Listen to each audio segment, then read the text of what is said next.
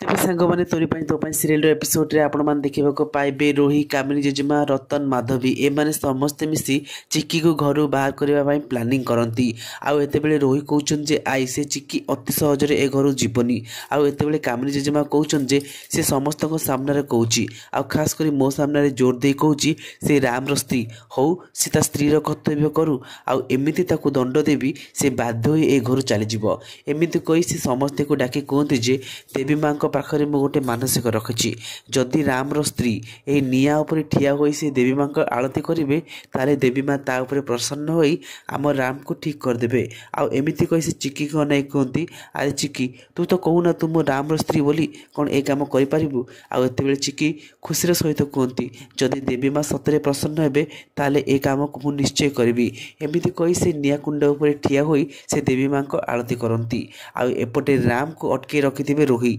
जेमिति राम ए विषय किसी भी जानवेनी आ राम जिते बड़े अनुभव कर किसी ना कि कष्ट अच्छी से से रोही की ठेली दे चिक्की पाखे आसी पहुँची जाती आ चिक्कीर अवस्था देखी राम कोड़े नियंती जहाँ देखी पूरा परिवार लोक आश्चर्य हो पड़ती। तो फ्रेंड्स आपण कौन लगुच कौन राम को सतरे मेमोरी चली जाइए ना समस्त सामने राम एमती अभिनय कर